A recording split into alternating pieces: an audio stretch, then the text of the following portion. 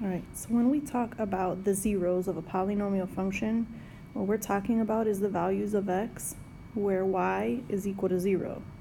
Okay, these are sometimes also called the roots or the solutions of the polynomial equation.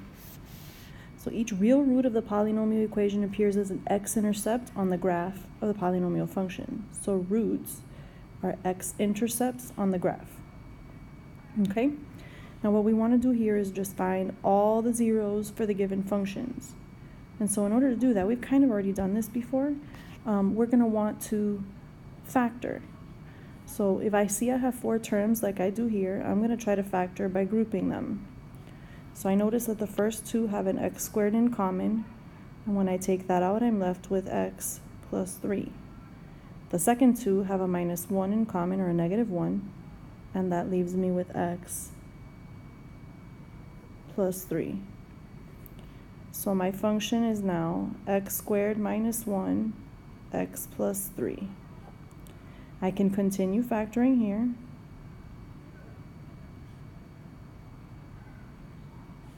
And remember that each of these is set equal to 0.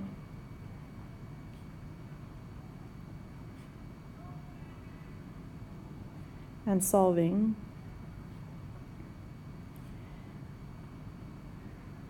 gives me my zeros. So here I have my 3 zeros for this function.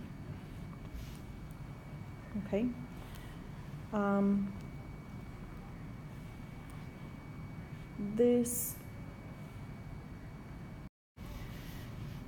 For b, we're going to do the same kind of thing. We're going to group. So now I have x squared and x plus 2 minus 4 x plus 2. So we have x squared minus 4 times x plus 2. Of course, I can continue factoring the x squared minus 4. So difference of squares.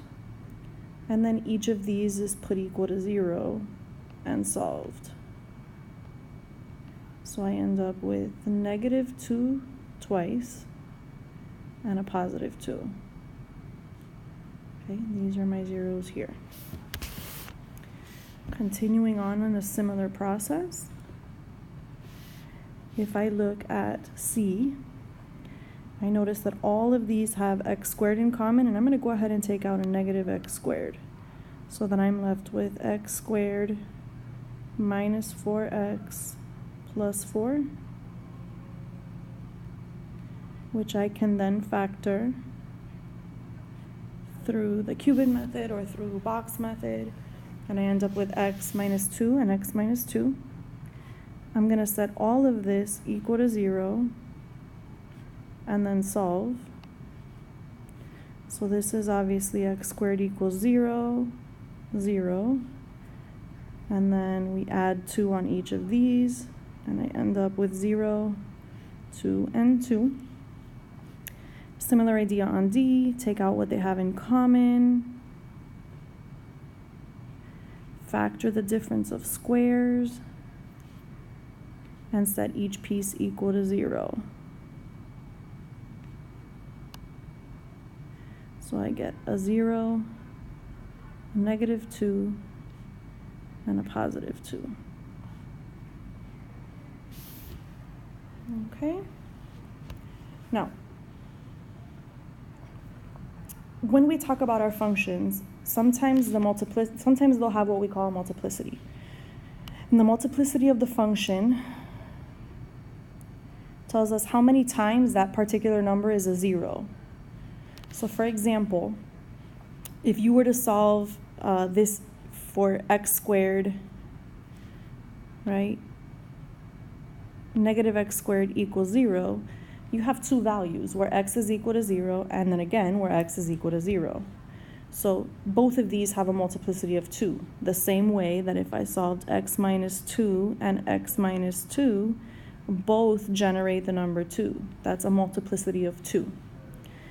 And so if our polynomial function has a particular 0 that is even multiplicity, then that tells me the graph touches the x-axis and turns around at that point.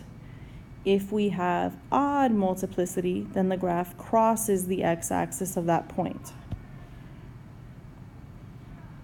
Okay?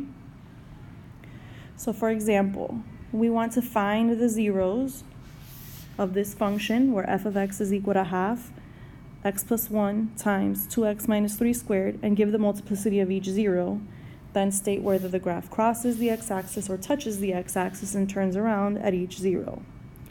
So in order to find my zeros, this is already factored. I'm going to take each piece and make that equal to 0. So I have x equals -1.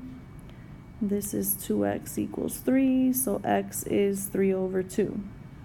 Now because this is squared, this has a multiplicity of 2, whereas the -1 simply has a multiplicity of 1. So for x equals -1, we're going to cross the x-axis. For x equals 3/2, it's going to touch and turn at 3/2. Okay? Same idea with example 6. If I take each of these factors and make them equal to 0 and solve, I get 5 and -1/2. Because of the square on this, we have a multiplicity of 2. Because it's just a sole term, we have a multiplicity of 1. So we're going to touch and turn where x is equal to -1/2. And then we're going to cross the x-axis where x is equal to 5. Okay, and we will continue with this tomorrow. We'll look at some more examples if you need me to, and we'll start with the next section, which is the intermediate value theorem.